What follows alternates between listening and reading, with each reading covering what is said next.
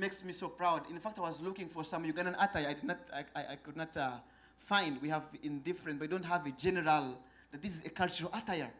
We are more into coat and tie, but it feels nice when we have our own cultural attire. So I went and I got this one. I don't know what country this is from, whether Ghana or Nigeria. I don't know, but anyway, it is from Africa, so I feel so happy to put it on. And another thing is that it happens because the new government forsakes not only his or her religion or culture, but also the way of life of his or her people.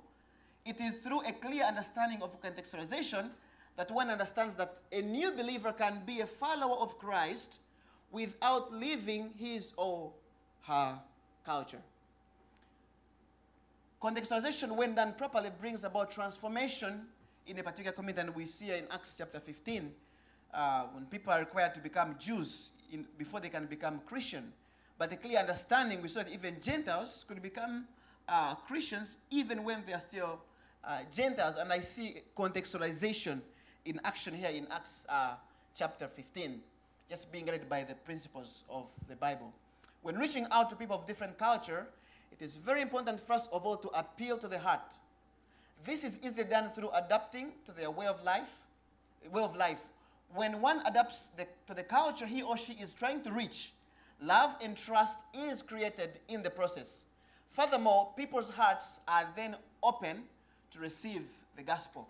I found it very challenging to serve in the Philippines as an African, most especially in some places where you're assigned. I was assigned in a place in the western part of Mindanao where they believe that black is ghost.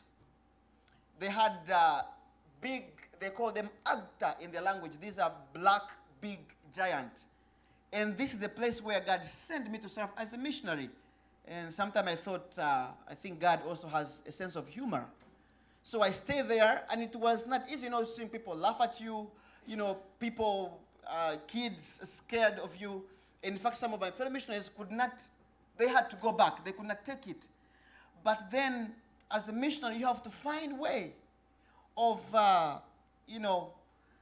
letting some of these painful moments go just for the sake of getting into the community. And this means sometimes giving up your personal principles. And some of those things even hurt, but you let them go just for the sake of reaching out to them. In fact, I served there for 1 year. After 1 year of serving there, the church that I was serving was able to send me to Mountain View College, and they became my sponsor in my bachelor's degree at Mountain View College. And when I finished, still, I was sponsored by the Filipinos. So that church became like my home church. I became like a child there. I go back and visit. And there was, in fact, a Filipino child in that church who also was supposed to go to Mountain View College, but they prioritized me. And it was so humbling. But I realized that as we were together, we had to adjust so much just to be able to be like brothers and sisters. The servants of Christ, according to Ellen White, should accommodate themselves to the varied conditions of the people. They cannot carry out exact rules if they meet the cases of all. Labor will have to be varied to meet the people where they are. And I believe this is a very big challenge. She continues to say that the people of every country have their own peculiar, distinctive characteristics. And it is necessary that men should be wise in order that they may know how to adapt themselves to the peculiar ideas of the people. And so to introduce the truth that they may do them good, they must be able to understand and meet their wants. And when I look back, I think if some of the missionaries who came were able to do this, maybe more souls would have been won. So here's a challenge. Christ sends us to go to all the nations, to different cultures, but then between this commission and the culture supposed to reach is contextualization and how to reach them, how to get to them, and this needs to sit, to study the culture, and try to adapt to the culture that we are going to reach. Another challenge here is, in many African countries, the introduction of Christianity has diminished the local cultures. In my place, I remember there are missionaries who came and they brought for us toothpaste and toothbrush. Now, I don't know if we really needed toothpaste and toothbrush because actually we had our local sticks. Every morning we would go, we had actually a new tooth stick every morning. In fact, we were even very rich because we disposables. You just pick, use it, throw away. And our teeth were even very white. So here comes missionaries and they tell us, you need to use a toothbrush. So we begin using toothbrush. And toothbrush is not very good. Some even bring, soaring gums and what. Toothpicks is much safer. So we took them, used toothpaste. But they were gone. And these things were old now. Where will we buy them? What will we get more? Now we have to go back again to our sticks. So they have really disrupted us. So I thought for them coming, they should observe us and see what are we using. And what they have to do is to follow us and also use those toothpicks and become like us and use toothbrush when they go back to their own country. So I see this also as a challenge because we come and we think, oh, these people have a problem. I was reading a missionary book when David Livingstone first arrived in South Africa. Those African giants, they felt sorry for him, David Livingstone, because they could not imagine why his legs had, they call them bag. Why they are in the bag? They're not strong enough. They look at, covering these people who just cover here and here, but his quote covered, so they actually felt sorry.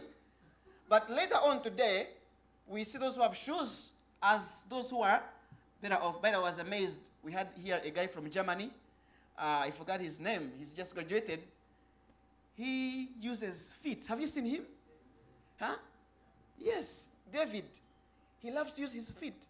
I think he learned that from Africa. He walks over the campus with feet. He said, I just love my feet. It's nice. And I think that is also a challenge. So the messengers of the gospel must have a deep understanding of their own culture and an appreciation of the culture they are going to minister to. When the missionaries bring their own culture instead of the gospel, it leads people to be confused or even forsake their own culture. This was the case with colonialism in Africa. And I share this because of what I've also observed in my country, Uganda. Colonizers made many Africans think that their culture was inappropriate and unacceptable. Such a strategy forfeits the aim of contextualization. And imagine you grew up with the mentality, oh, black is bad and white is good. And in my country, we called it Muzungu. I don't know if you have it in Zimbabwe or where. So if you do well in class, wow, you are Muzungu. Yes, and even up to now, it's still there. When you dress so nicely, wow, you are now like a Muzungu. So this is our mentality, and still, I think, a very big challenge. In missions and contextualization, it is more blessed to receive than to give. So it is the opposite. In the Bible, it is more blessed to give than to receive, but in contextualization, it is more blessed to receive the culture of the people you're going to minister to than to give your own culture, because then this touches the hearts of those that are reaching to. Receiving people's culture opens their hearts to what one has to share with them. I like this, that there is something good in every culture, which should be recognized and embraced by gospel workers. So that means as a missionary, you're going to be a scholar. You are going to study the culture and to seek because you believe there is something good in this culture. When in Bangladesh, you cannot touch a woman.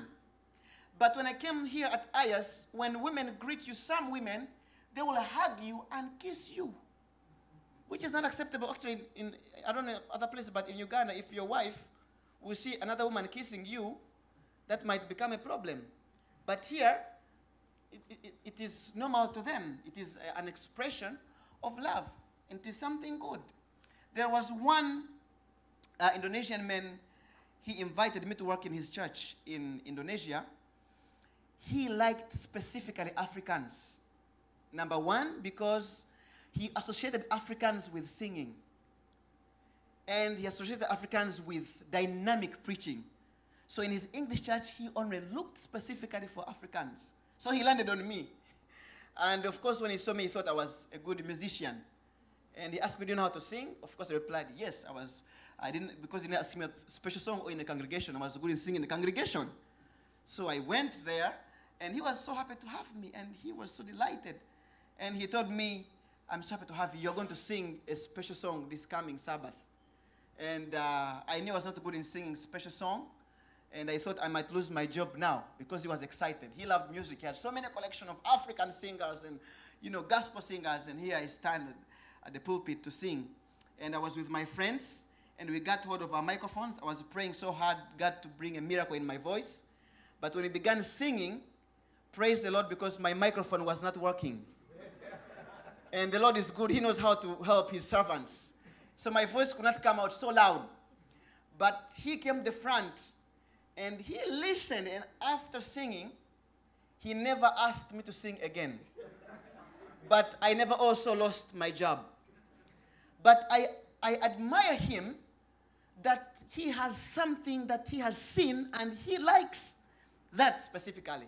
In the Filipino culture, in the Spanish culture, in every culture, there is something good that we can find. If we have this kind of mentality, then we can overcome this challenge. Now, the great challenge is whether followers of Jesus will follow in his footsteps, to mingle with people as Jesus did, and to love them, and then to administer their needs so they can win their confidence. This is also a great challenge. No matter how clever the missionary may have been in their own culture, they must enter into another culture as learners.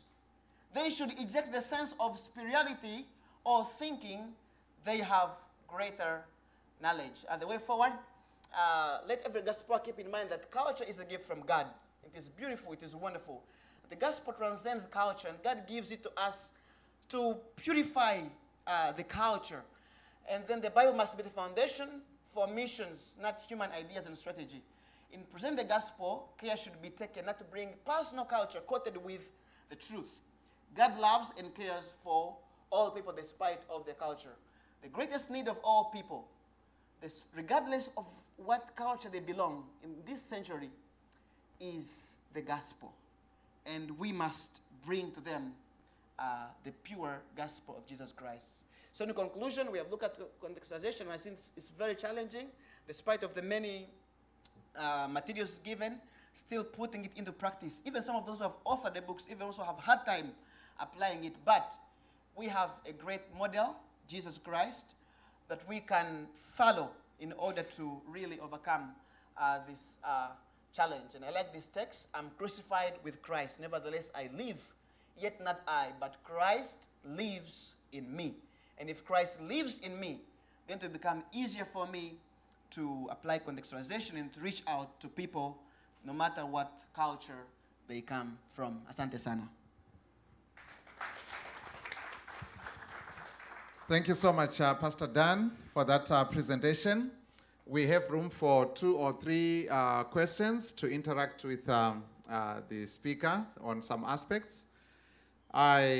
So it's talking about challenges that can come, or challenges that can be encountered in attempting to contextualize in certain contexts.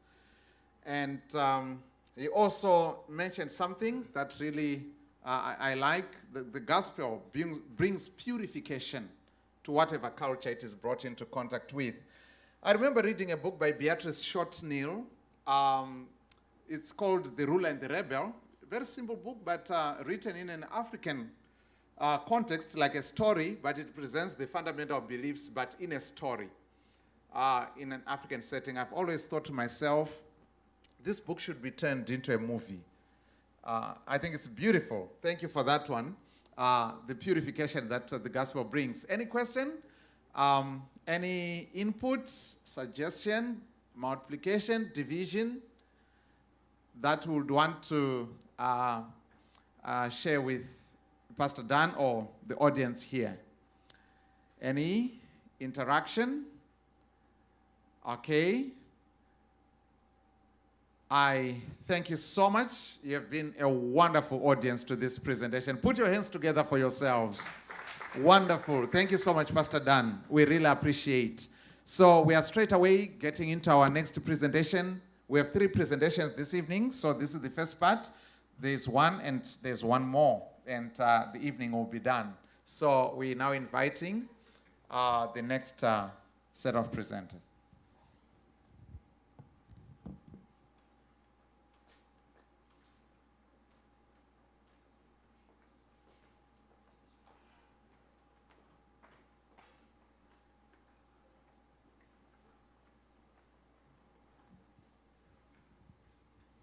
Good evening, Saints.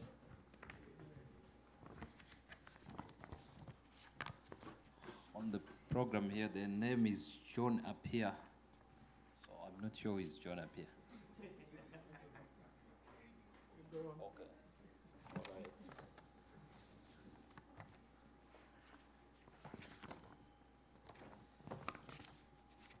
Okay, in the bulletin it says John Appiah is a PhD fellow, is a senior lecturer and the dean of the Faculty of Arts and Social Sciences at Valley View University, Accra, Ghana. He is married to Stella Appiah, and both have 4 children. And the topic this evening is Dream Cultures of Africa and Matthew's Gospel, a comparative study.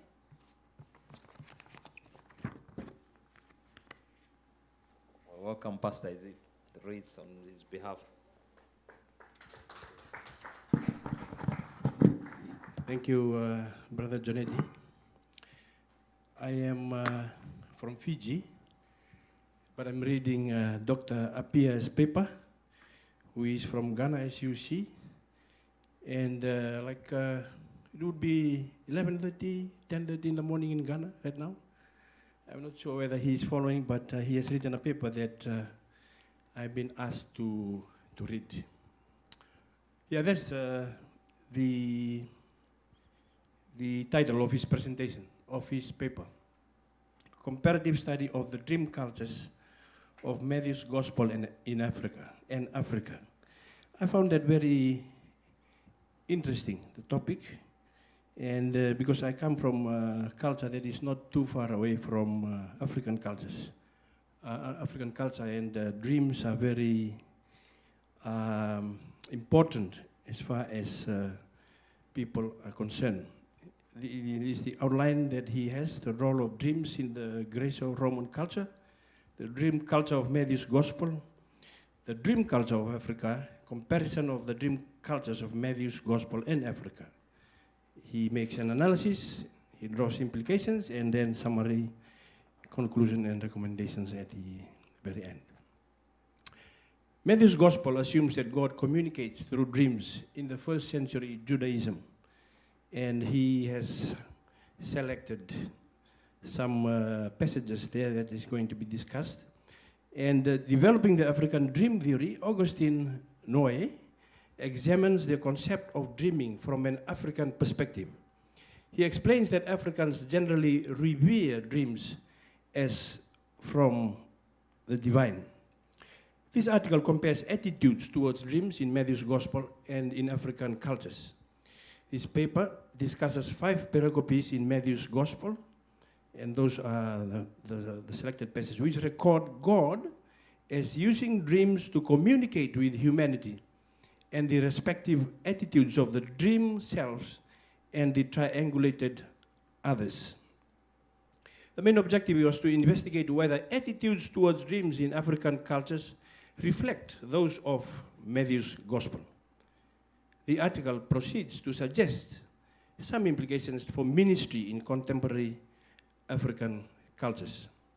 For the purpose of this paper, the following terms are defined. For the contemporary Western psychological perspective on dreaming, as people dream for themselves and are essentially self-contained in their overall mechanism of dreaming. African psychological perspective on dreaming as poetic or metaphorical, dense or didactic, or even at times prophetic in content. So these are the definition of terms that categories that he applies to the dreams that we will later see. The first is dream self as the dreamer, the dream other as the initiator of the dream, the triangulated other as the beneficiary of the dream, and incubation as the cult ritual whereby people came to a sanctuary to sleep in order to receive a divine dream, normally in the hope that this dream will provide a cure for some disease. This is a comparative study to determine attitudes towards dreams in Matthew and African cultures, and to suggest ministry to Africans in their assumed dream cultures.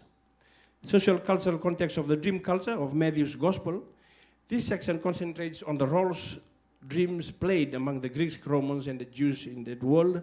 The findings would help put the supposedly dream culture of Matthew's Gospel in context. Special emphasis was given to socio-cultural construct of the roles of dreams in the Greek, Roman, and Jewish cultures of the first century. The objective was to discover the socio-cultural context of the biblical text that he is focusing on. Dreams played major roles in ancient Greece. They also preoccupied the Greek and Roman world, and therefore they had prominent roles in social, philosophical, religious, historical, and political life during those times. It was in that context of dream-revered culture that God communicated with humanity through dreams in Matthew's Gospel. So Matthew's Gospel assumes the use of dreams as divine human communication, divine human communication channel. And that occurs in those passages, 120 to 12, etc. A common characteristic of each of the dream is its divine source.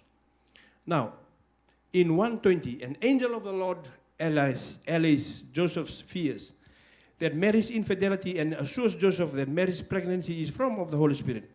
In 2:12, the Magi from the east wise are divinely warned in a dream not to report to Herod. In 2:13, an angel of the Lord appears to Joseph in a dream, directing him to send Mary and Jesus to Egypt. In 2:19-20, an angel of the Lord appears to Joseph in a dream, instructing him to return to Palestine with Mary and Jesus. In 2:22, Joseph is warned by God in a dream, probably not to go to Judea for fear of Archelaus, who succeeded his father as the ruler of the territory of Judea. And finally, in 27:19, Pilate's wife is troubled in a dream because of Jesus. She consequently advises Pilate to handle the case of Jesus with care. Dreams are highly regarded in the traditional African cultures. This is the next section, the dream culture of Africa. They are very important, highly regarded. And Professor Yahweh describes the traditional African individual as a dream-instructed personality. Now, he describes 3 distinct sources of dreaming in traditional African culture as individuocentric, intersubjective, and transcendental or vertical. And so here he explains the dream source, individuocentric dream source originates from within the dreamer and addresses either the daily residue or the personal needs and concerns of the dreamer. There are 2 types of individuocentric dream source in Africa, as compensatory dreams and anticipatory dreams. And he goes on to explain that this dream is personal or intra-psychic, as in mainline Western dream perspective. The second one, intersubjective, bidirectional triangulation dream source, occurs when a person dreams about the life and concerns of another person, such as that of a neighbor, a relative, or a friend. Vital messages necessary for reordering, influencing, and guiding the life and experience of the dreamed person are conveyed to the dreamer. According to this perspective, one can gain information in dreams that might be useful and of interest to the life of another person who may or may not be familiar to the dreamer himself or herself. Therefore, conceived, the dream is seen as both a teacher and a guide to the client or clients to whom it makes reference. Consequently, dreaming in Africa is taken as another way of knowing or gaining access to the truth that is more specific and precise than is true of ordinary intuition and insight. It dictates are heeded too as coming from a higher authority. The third piece is a transcendental vertical dream source, occurs when the dreamer, during sleep, achieves some communication or engages in dialogue with a spiritual or an ancestral agent. During this meeting, the dreamer often ends up receiving a key message or instruction from above. Hence, some Africans believe that God reveals his wishes and guidance to people of every generation. Inspired, they try to exploit the dream medium as an avenue for getting contact with the Holy Spirit in search of guidance and support on how to contend with problems with their clients daily, present to them. This aspect of dreaming in Africa is therefore conceived by some religious practitioners in Africa as a method by which to arrive at insights that could be used to unravel and master the challenges of living in the human world. Therefore, the traditional African regards a dream as poetic or metaphorical, dense or didactic, or even at times prophetic in content, according to Professor Yahweh. Most African cultures consider dreams as messages for God or the gods. As Yahweh puts it, in African dream perspective, dreaming is understood as a medium through which people can receive messages of wisdom outside their own cognition, that is, intersubjectively. As such, messages in dreams are given special attention in most parts of Africa. Now, on the gospel, in Matthew 1:18-25, Joseph, the dream self, accepts the dream as from divine. He obeys the directives in the dream to the letter. The dream other is an angel of the Lord. The dream other, the angel of the Lord, directs Joseph, Mary and Jesus, the triangulated others. Here he is applying those categories to the selected pericopes or the passages. Matthew 2:1-12, the Magi, the dream selves, accept the dream as from divine. They obey the directives in the dream to the letter.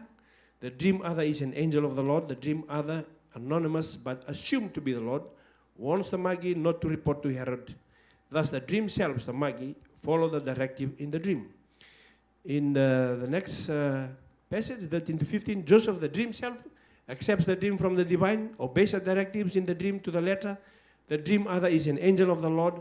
The dream other, the angel of the Lord, directs Joseph concerning Mary and Jesus, who are in this section, the triangulated others. In verses 19-23, Joseph, the dream self, accepts the dreams as from divine. He obeys the directives in the dream to the letter. The dream others are an angel of the Lord. And the dream others, the angel of the Lord and God, direct Joseph concerning Mary and Jesus, the triangulated others. In the last pericope, 27:15-23, Pilate's wife, the dream self, accepts the dreams as from divine. She cautions her husband not to condemn Jesus. Through the dream other, though the dream other is not mentioned, it may be safe to assume divine intervention to warn Pilate of mishandling Jesus. Pilate, the triangulated others, initially appears to be influenced by the dream. He could not prevail over the crowd. He gave in and seemed to let the crowd have their desire to crucify Jesus override his authority as governor. It is safe to point out that, on the surface, Pilate had nothing to do with Jesus' condemnation. In sum, dreams are considered messages from divine in Mary's gospel. The directives in the dreams are, as such, carried out. So in both Africa cultures and Matthew's gospel, people revere dreams as communication from divine. They thus carry the directives in the dreams to the letter. The study, this analysis for his study, the study discovered similarities in the assumed dream cultures of Matthew's gospel in Africa. Matthew's gospel assumes dreams as divine human communication. African cultures also esteem dreams as divine communication with humans. Charles Kraft explains that when God seeks to communicate, he moves into the receptor's frame of reference. As such, God may choose to reveal himself and secrets to Africans through dreams. God speaks to people in their culture. God uses cultural vehicles to communicate to people of a particular culture. African, like the recipients of dreams in Matthew's Gospel, may receive divine directed dreams. Those are the implications of his study. And then he draws a summary and conclusion.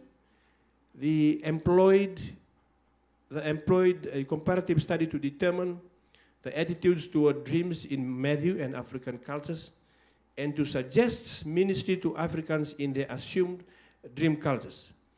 On the strength of the findings of this study, Dr. Pierre concludes that there are similarities in the assumed dreams cultures of Matthew's Gospel and Africa. Number 2, the study proposes that since contemporary African cultures revere dreams, God may choose to reveal himself and secrets to Africans through dreams. Point number 3, God communicates with people in the ways they would understand him. And number 4, as such, God may communicate to Africans through divinely inspired dreams.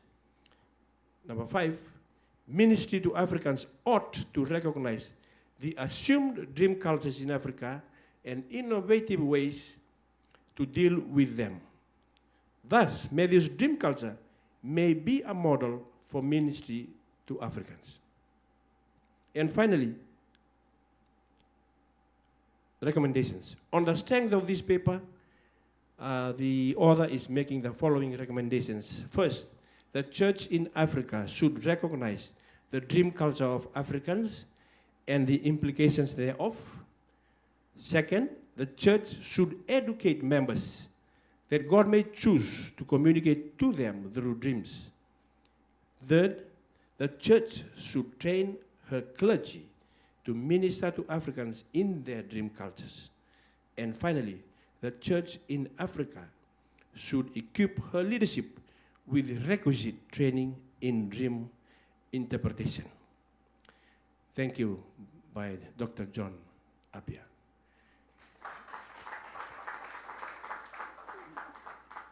He has shown us his, where he is. You can direct his question to him.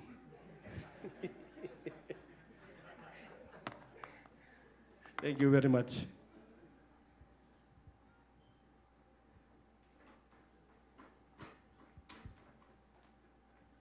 Okay, thank you, Pastor. I thought we were going to have questions, but might not have questions. So maybe to give chance for the next presenter. Thank you.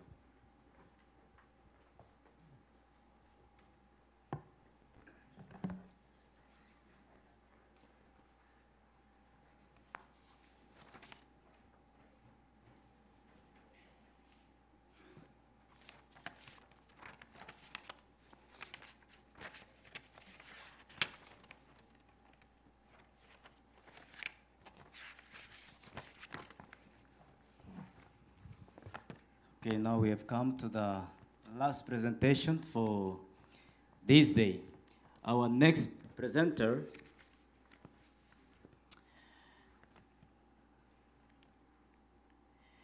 is no other than Pastor Elisha Kwabena Marfo. He has served as a pastor of the Ashanti South Ghana Conference in Ghana since 2011. Elisha holds 2 undergraduate diplomas in building technology and theology from Sunyani Technical University, Ghana, and Valley View University, respectively. He also holds a Master's of Arts in Old Testament from Adventist International Institute of Advanced Studies, Philippines, where he is currently a PhD candidate specializing in Old Testament languages and exegesis. He has over 20 publications in peer-reviewed and referred international journals. So, Pastor Masva is going to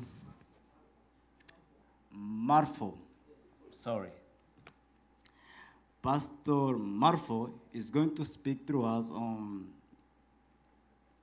the topic, as you see there, Yahweh's mission Zion and the Nations, a literary linguistic study of Isaiah chapter 2, verse 1 and 5. Gentlemen, ladies and gentlemen, let us welcome Pastor Marfo.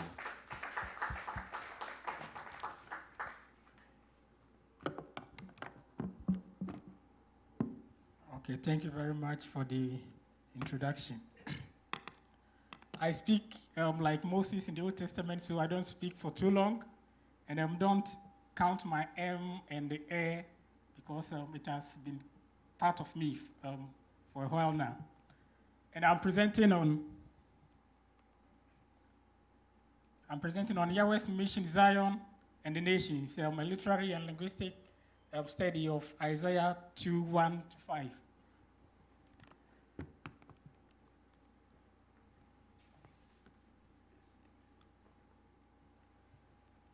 As they work on the projector, if you have your Bible here, turn with me to Isaiah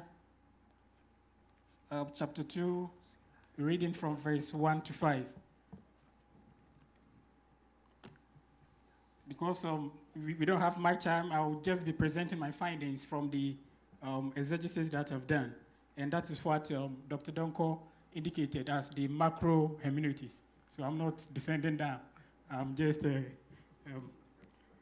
dwelling on that macro hermeneutics. Isaiah 2:1-5. The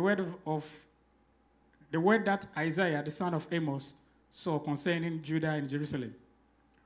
And it shall come to pass in the last days that the mountain of Yahweh's house shall be established in the top of the mountains, and shall be exalted above the hills, and all the nations shall flow unto it. And many people shall go and say, Come ye, and let us go up unto the mountain of the Lord, to the house of God of Jacob. He will teach us of his way, and we will walk in his path. For out of Zion shall go forth the law, and the word of Yahweh from Jerusalem. And he shall judge among the nations, and shall rebuke many people, and they shall beat their sword into plowshare, and their spear into pruning hooks. Nation shall not lift a sword against nation, neither shall they learn war anymore. The house of Jacob, come ye, and let us walk in the light of Yahweh. So basically, why am I dealing with this text? I've seen that most of the exegesis or the work that has been done on this text has concentrated mostly on the parallel that we find in Micah chapter 3. And the same text that we read from Isaiah 2, verse 1-5 is found in Micah 3, 1-4. And most of the scholars, instead of dealing with the motif or the idea that Isaiah wants to espouse and to have the people understand or the readers come into terms with, most scholars don't do that. They rather look at it and draw a conclusion that it is rather a later addition or reduction that Isaiah did. And this is done on the basis that they would like to prove that Isaiah is not a sole source, a sole author document, but rather either by two sources or by three sources, the proto-Ditro Isaiah or proto-Ditro-Trito Isaiah. But I believe that the book of Isaiah was solely written by the prophet Isaiah, the son of Amos, as Isaiah 2:1 indicates. Now let's look at the context of the text that we are dealing with.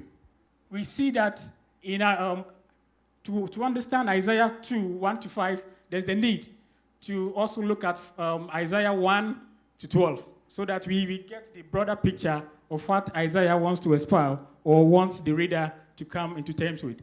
So you will know that from Isaiah 1 to 12, certain themes are indicated or pronounced by the author. 1 is judgment, 2 is mission, and 3 is the way that Isaiah wants the people to return back to Yahweh. So we see that intentionally, the author portrays these themes that everybody who comes to read this text has to know. So it is good and better to rather understand it from that point of view. Then, looking at the setting or the context, also, there's a need to know that everything that the author seems to espouse is from a background. And once that background is known, it helps us to move forward in dealing with the motif or the concept or the idea that Isaiah wants the author to know. So now I will move to the exegesis, and I would like them to bring the... Okay. We see that the Hebrew deals with terms or the figures or markers that helps us to know that these are the divisions of the book of Isaiah chapter 2. We have setuma, that is a clear indication that this ends a particular thought. And in Isaiah 2, when we read from verse 1 to 4, we see a setuma at the end there. And that setuma indicates that the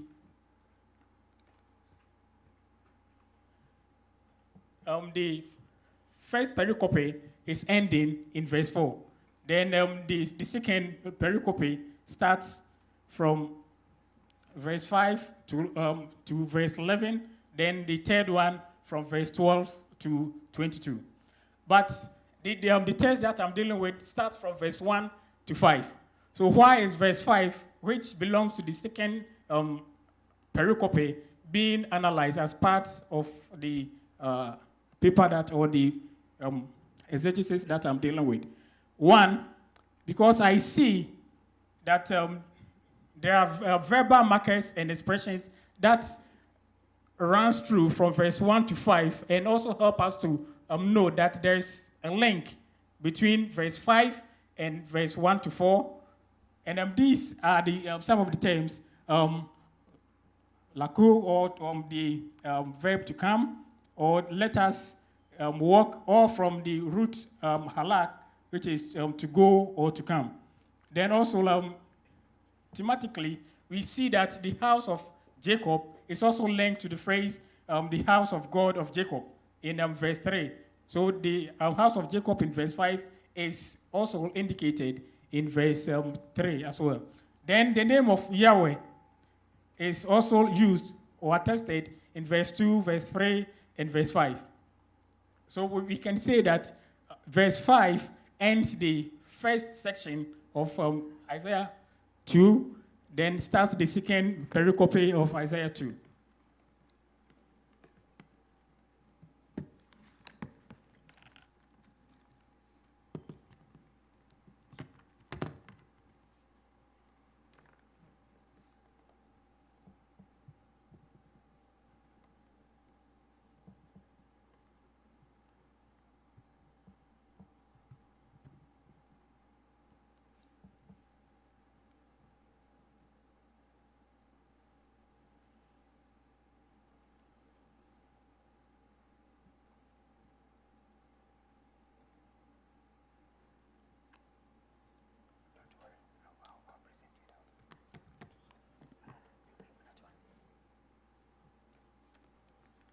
Okay, sorry for the hitches.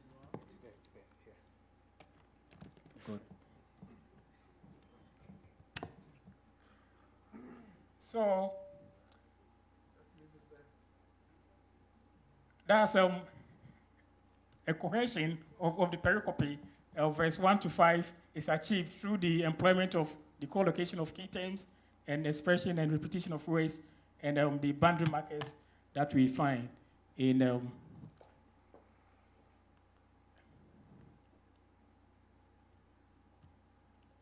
So I'll move to the linguistic analysis.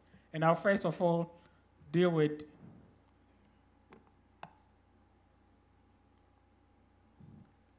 the pericope. These are the findings that I'm coming out with.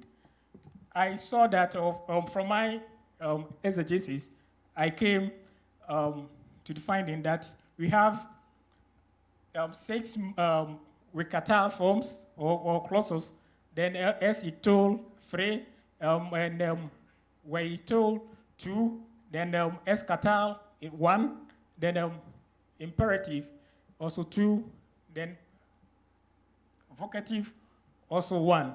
Then I saw that the Catal clauses or clause view the action and event as a whole, and they shift from the Escatal to the with a nominal clause in verse 1 to Wikatal plus Ex-Ictol in verse 2 may signal the movement from an introductory information to a future time reference or information introduced by the 2a, which is trying to focus on in the future, on the future.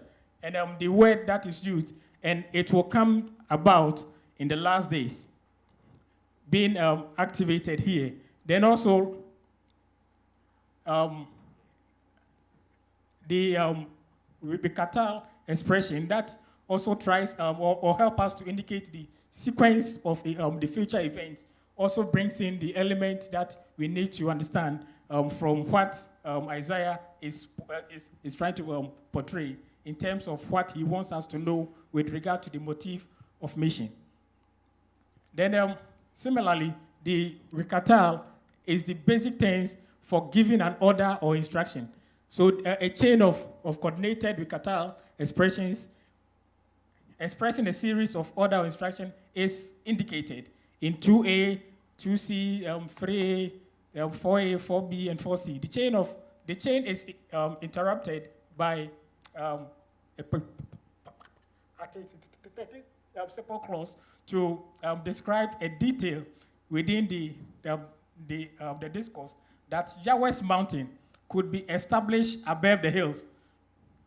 Then, similarly, the Wikatal chain is also interrupted by a clause of the Ex-Ictol type, which view the action or event as being in progress or yet to take place, to emphasize a detail of this kind as seen in 2a and 4d, 4e.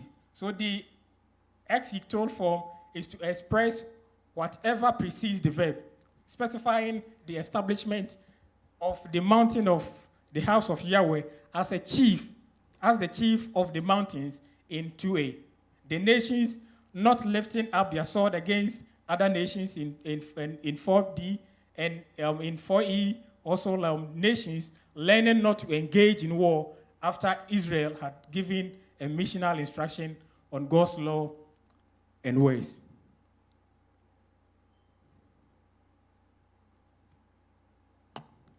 And also from the structural analysis that I did, I saw some links that were quite also profound.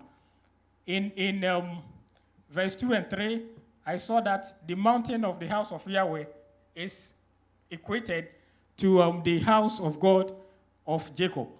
So this link or the similar nature shows that the mountain of Yahweh equates Yahweh's house, which is also the house of God of Jacob. Again, in verse 3, the phrase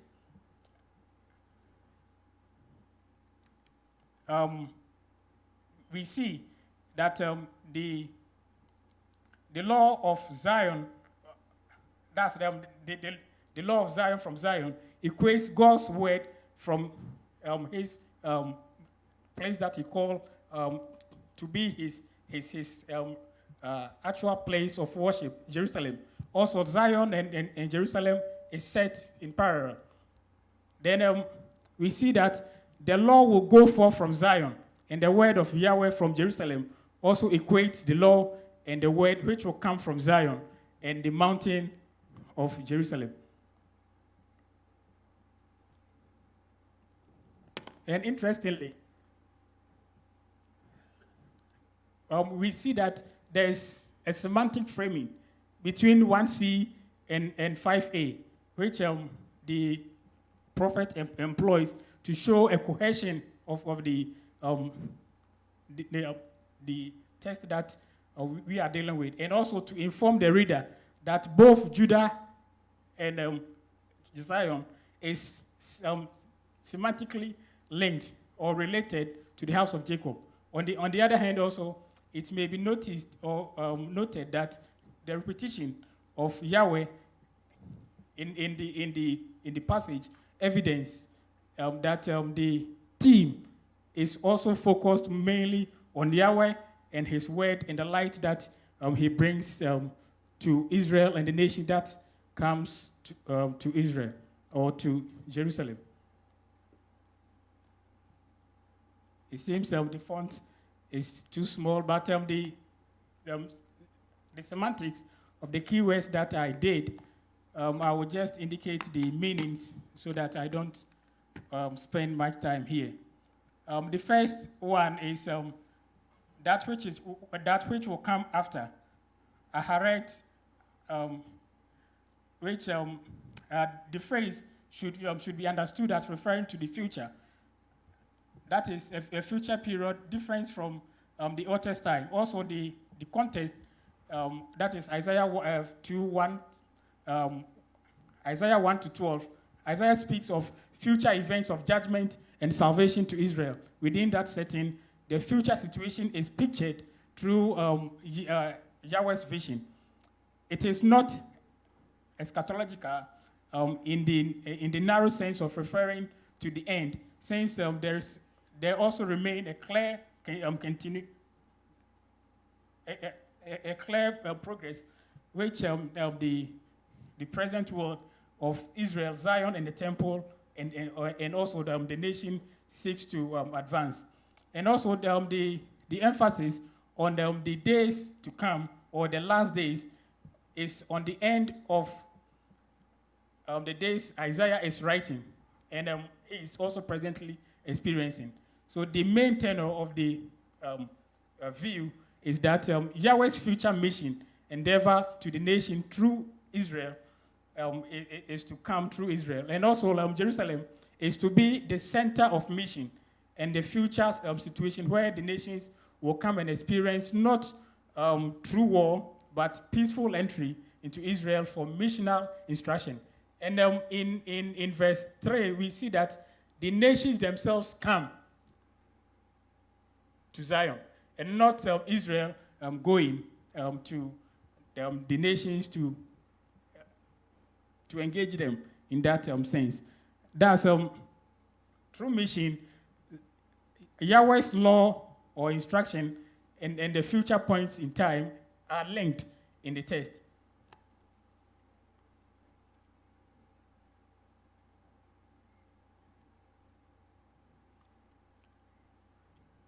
Then the next word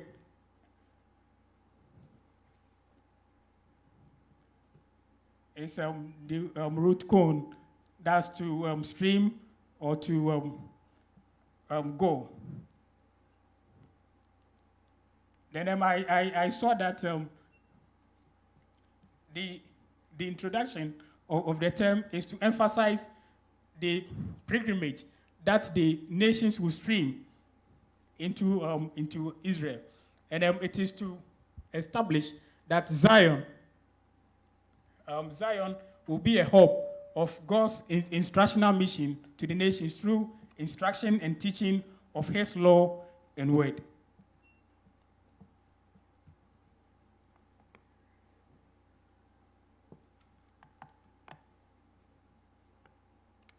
Then the mountain of the house of Yahweh. I saw that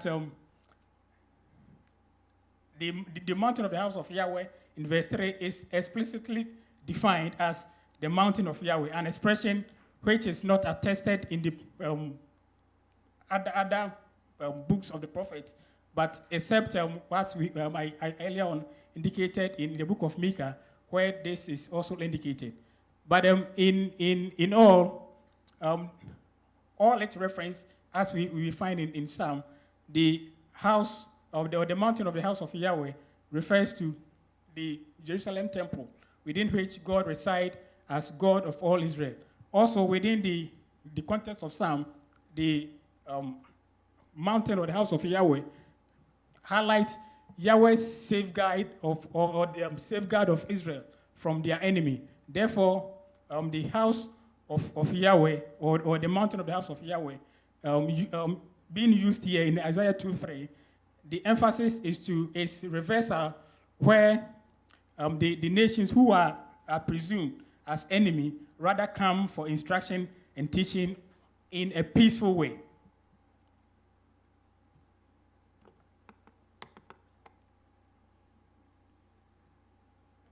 Then the word to go or to come.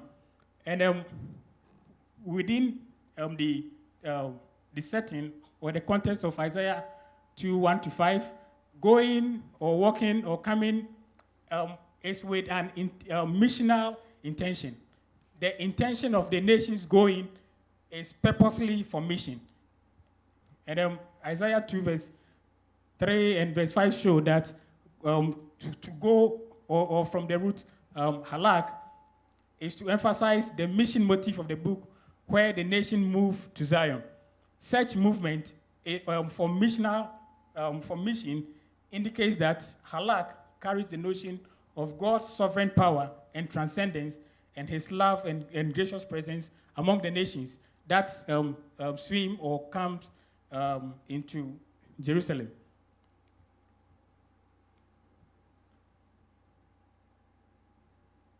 Now the Torah. The Torah refers to direction, instruction, law, or rule. And its use in verse 3 refers to Yahweh's instruction, which he will teach the nation, and it also emanates from Zion. The term points to Yahweh's will for humanity and should be construed in legal terms as law. It signifies and points to God as divine language, expressing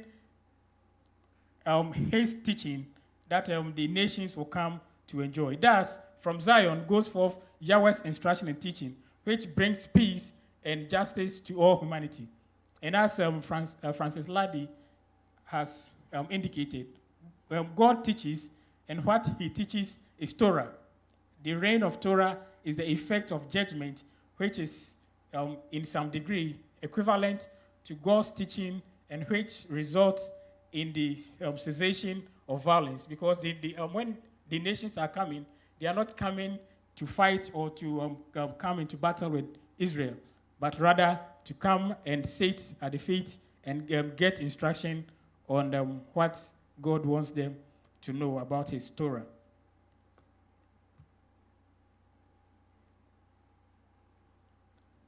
And he will judge among the nation.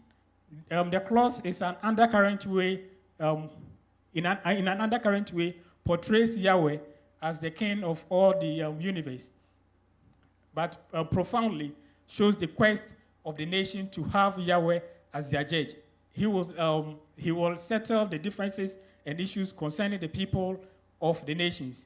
God's act in judging the nations results in peaceful coexistence between the people of Jerusalem and the nations. So the nations do not bring war after Yahweh's judgment, but they show peace and tranquility as they come into God's people.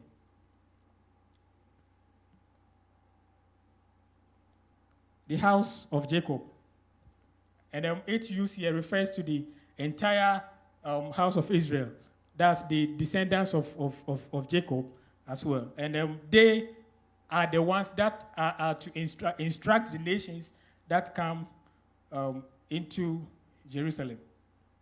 And they are also called upon to live under the light or to show the light of Yahweh. And that brings us to the light of Yahweh. Jerusalem's light is her Lord and his glory, her salvation and herself in her own glory. The Lord's light is himself and his teaching and the word which goes forth, his salvation or victory which he grants to Jerusalem, and glorious Jerusalem which he has set on high. So within the setting of Isaiah, we see that the house or the light of Yahweh is God's salvation destination, where both Israel, which is the house of Jacob, and the nations are to enjoy. This salvific experience followed the coming and the missional instruction to the people of the nation by God's people in Zion. So the people or the nations are coming purposely, not just for instruction per se, but to enjoy the salvation that God is giving to Jerusalem. Now let's look at the mission motifs that or the mission motif that I see in the text. In Isaiah 2:1-5, Zion, Jerusalem is the focal point of Yahweh's missional strategy or work on behalf of all the nations. Zion is a strategic center for the instruction and teaching of Yahweh's law, ways, and word. Both the nations and Israel are to submit to this instruction. Also, in order to receive Yahweh's blessing, instruction, and benefit from his judgment and rebuke, the nations come to Zion in their own accord without pressure or compulsion from Israel. Unlike when we read with Isaiah 6, Isaiah 42, 49, and also living 60 and 66, where it is Israel that is somehow compelled to go to the nations. Here in Isaiah 2:1-5, it is the nations who are to come. And then when they come, they enjoy the blessings of Yahweh, his instruction, and also benefit from the rebuke and the judgment that comes from Yahweh. There is also an upwards movement of all the nations to the top mountain as the people stream to gain from nations coming into Zion. Then there's also one other movement. Whilst the upward movement is the nations going into Zion for Yahweh's instruction, there's also a downward movement that I see as nations from Zion, as they draw down or they lay down their weapon upon receiving the instruction concerning the law of Yahweh. That's the outward movement. On the other hand, is seen as the teaching of the Torah and the word of God that comes from God's city, Jerusalem. So the nations are to move in upwards. Why? Because they are to go and receive the instructions and the law and the teachings of Yahweh as way of also benefiting from the salvation that God brings. But also Israel is to go in a downward movement where they are to instruct and teach the people or the nations that come into their fold.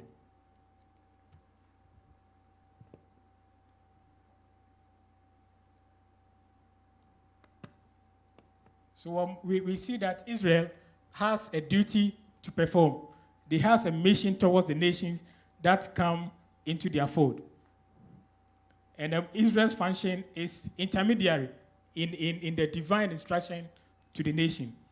The nature of mission here for Israel is not going out to initiate evangelism. Here, rather, God brings all the nations to them in Zion, and they serve as instruments in missional instruction.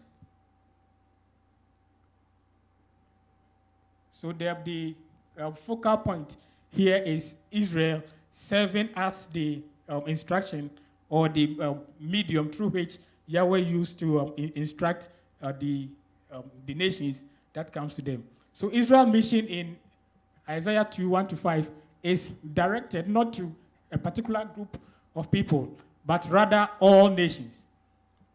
It is not just to the Assyrians or the Babylonians. Likewise, if we see the Adventist Church as God's nation or God's Israel in this present time, then we also have a mission not to just a particular group of people, but rather to all nations. All nations. Then we see that Isaiah gives an interesting picture of Israel. It is a mission-oriented place where God of all the nations move into anticipation of the instruction of Yahweh and the hearing of his word. The nations come to Zion, the mission institute given to Israel to seek out Israel's God. So by implication,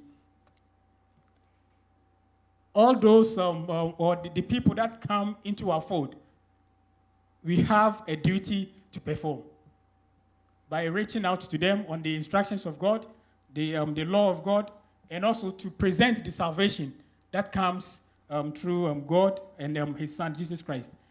And as a church, this is a duty that we need to perform. And this is what the text in Isaiah 2:1-5 seeks to espouse, that it is not just we going out always, but somehow or some way, God brings people into our fold. We can see here, even in Ayas, we have people who are not non-Adventist here with us. It is a way of God bringing them into the Zion of Ayas. And we have a duty to instruct them, to missional, to send mission or do mission to them. And as such, we have a duty or a responsibility to go or to do in that direction. So I will move to the conclusion. Isaiah 2:1-5 directs the reader to have a critical look at Yahweh's future role for both Jerusalem and the nations. That mission will be centrally at stake, a reality that cannot be overlooked, because the division of the future interaction between Israel and the nation is set in such a key way that at the beginning of the book of Isaiah, that is from chapter 1-5, this is espoused. It is not overstatement to posit that the book of Isaiah wants to portray a bright picture of what mission would be. Therefore, launching an access into the rest of the book through us, knowing that there is a future missional enterprise of Yahweh's holy city of Israel. So, basically, what I'm saying here is the book of Isaiah indicates that Israel has a duty to perform. Likewise, the church, now we have a duty to perform. Any person or any group of people that come into our fold, we are to be intentional in meeting them with this salvific message that God has given to us as a church. Yahweh's vision to the prophet, showing Zion as the center for instruction and mission to the nation, cast light into the rest of the chapter of the book. The visions shown Isaiah helps the reader to accept the text of Isaiah and its message. The vision of the missional role of Zion on its citizens and the people of the other nations that come into the territory in Isaiah 2 gives a glimpse of Yahweh's role for his people, which do not only enable the reader to understand the word of Yahweh in Isaiah, but also invites the reader to participate in God's missionary endeavor and task for his people.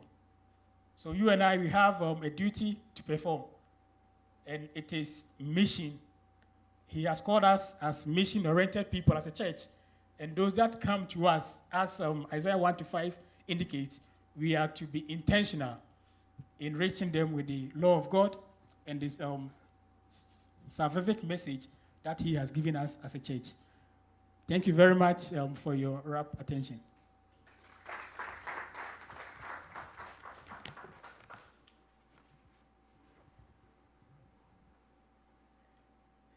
This is a hard teaching. May I ask, maybe because of the time, may I ask 2 or 3 questions? Okay, we have Pastor Mbiriri.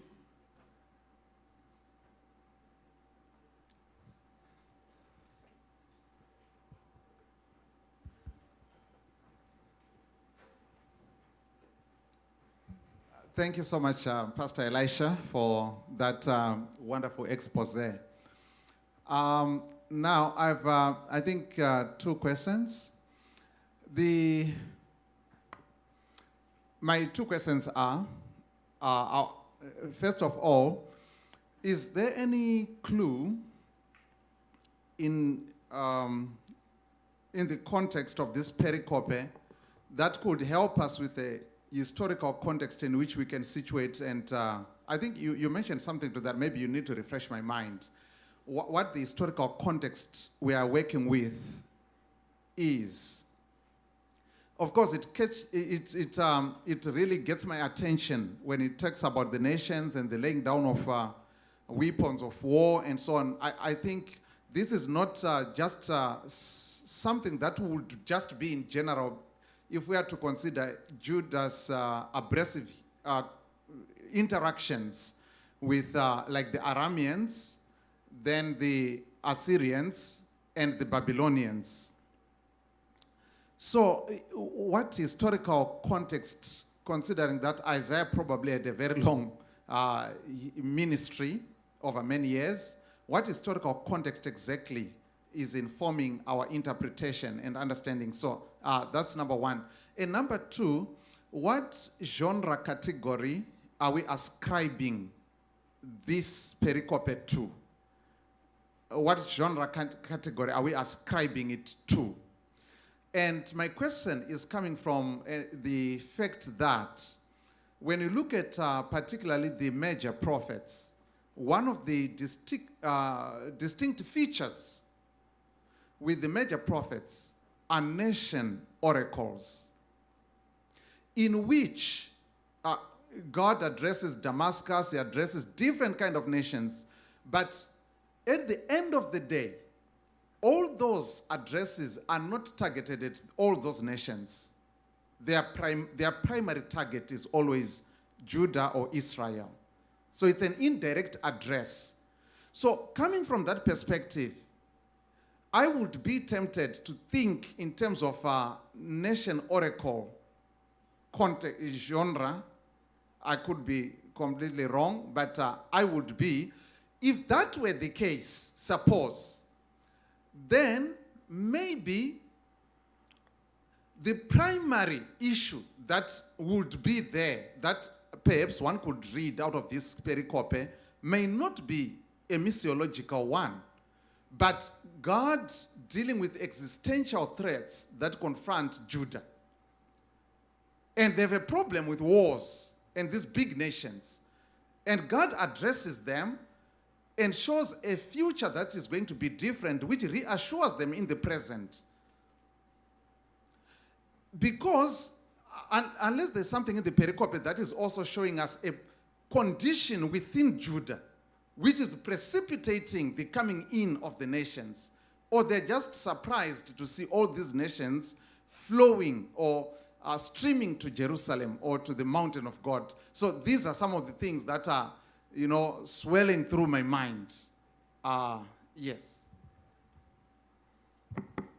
Okay, first of all, I'll start with the last one. Certain terms or expression gives clue or a way to know that these are the motif or the things that an author wants to espouse. And in this text, we see missional terms being used. Halak, shalak, streaming, the Torah, and all these things points to a missional understanding. And also note that in verse 3 and 4, as you indicated, the nations are streaming to Jerusalem, not to fight them, but they are going there for instruction on Yahweh's Torah and his teachings, and also for salvific experience that they need to know. So the terms and expressions in this Isaiah 1, 2, 1 to 5 is missional. Then I'm back to the issue of historical background.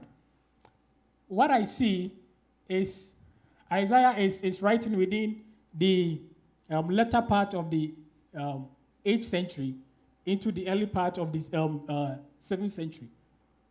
And this is the time of Hezekiah, Uzziah, and at that time, yes, there were many wars that Israel fought with the nations around.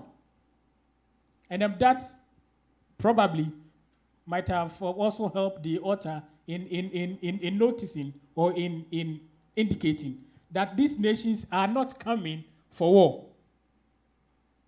But God's vision is that they will come for instruction.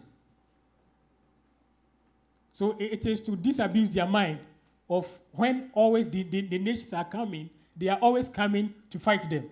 But here is the case that, no, this is a different scenario altogether. They are coming to learn something from you. They have learned that you have a God.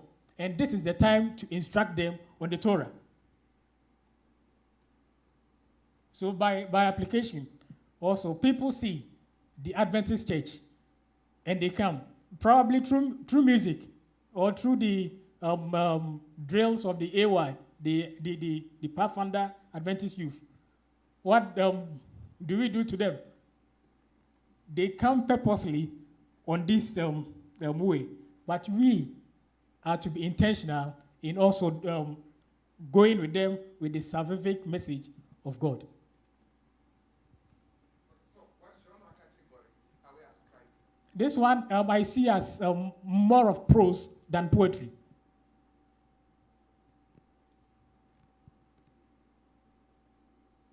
Prose is like a narrative? No. Narrative is different because the clauses are not white tone. It's more of wekata, which is either prose or poetry. But the issue is there are no issues of metaphors here that will indicate more of a poetry. These are straight words, but the clauses being wekatal mainly tilt towards being prose than poetry. Narrative is not in.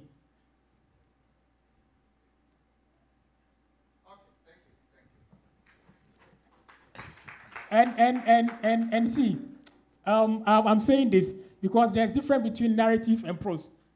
People always see the two as one, but there's way of difference between it. And I'll refer you to the dissertation of Dr. Daniel Bediakon on Genesis 1 to Genesis 2, verse 3. He deals with that. Okay, thank you very much.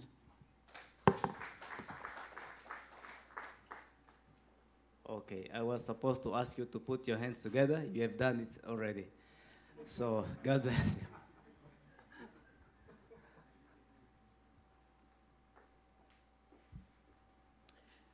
Thank you so much, Pastor Mafo, for your presentation. Let's clap hands for ourselves for enduring such a long day of interaction, listening to presentations, and all that has ensued.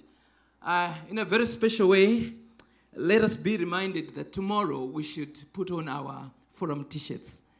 Let the room be sky blue tomorrow. Because after the morning session, which is the end of our forum papers, we're going to have a group photo. We are also being reminded that soon after the presentations, we will give you the certificates, more especially to those who have presented. So we need to be around. And may I ask you to also be on time tomorrow so that we give our speakers, more especially the last 6 speakers, enough time to make their presentation so that we also finish on time and take some rest in the afternoon before we begin our celebration. And our celebration tomorrow begins at 7 with our prayers in the auditorium, and our speaker will be Eda Zuki, when the whole IS community is going to join us in the cultural celebration which we're going to have in the coming Sabbath hours. May God bless you. I wish you a good night. May you have a good rest so that we can also have a wonderful day tomorrow. Let us all stand for a word of prayer. Let us pray. Our loving Father in heaven, we thank you so much for giving us the strength to endure the long day, but also to have a wonderful time as we were interacting and as papers were being presented and ideas were being shared. Our prayer, Father, is that may your Spirit help us to put all these things together so that we form a formidable force which is prepared to teach and prepare your church for thy soon return. We ask you, dear Father, to be with us tonight and prepare us for the activities that are to follow. We pray, Father, for blessings upon all of us, for we pray in Jesus' name. Amen. Thank you so much. Have a blessed night.